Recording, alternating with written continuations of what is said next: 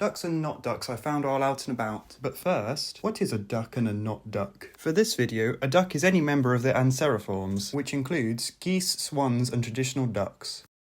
Anything outside of this order is not a duck, which means that these two are ducks. The most common and numerous duck, the mallard, their binomial name meaning broad-billed.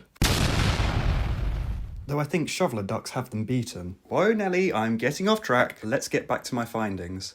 Here's the first duck I found, more specifically the gadwall. I have only photographed and discovered this species within the past few years. They are supposed to be quite common, but you don't hear about them as much as the mallard, possibly because the gadwall is smaller and shyer.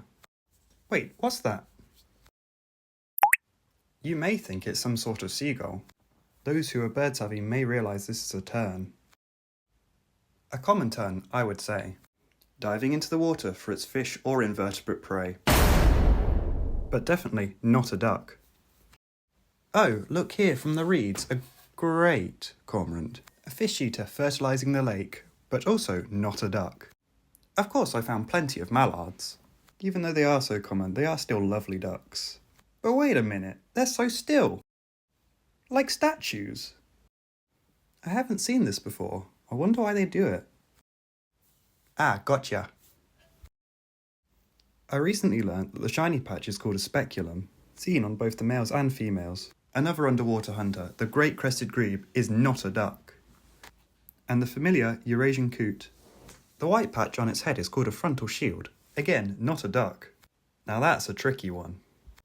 I found that it's a young, little grebe. Again, another species I've only found recently. Grebes are closer to flamingos than ducks. Not a duck. Ah, a classic, the Canada goose. The good old burnt goose of Canada. Finally, some more ducks. Wait a sec. Damn, common moorhen. Or maybe not according to this book from the 1900s. Unlike coots, moorhens have a red shield, not duck. I heard them before I saw them. I haven't seen them this far out the waterway before though. The Egyptian goose, an invasive species which seems to be spreading further and further each year. They are more closely related to standard ducks and are no true goose. Oh wow, what's this? A Eurasian oyster catcher. This is the first time I've seen and photographed one. Not a duck. A couple of sheep too, how pleasant, but not duck. An egret, most likely a great egret, not duck. Cygnus allure, the mute swan, technically a duck. And the final species, the tufted duck. A diving duck, male and female.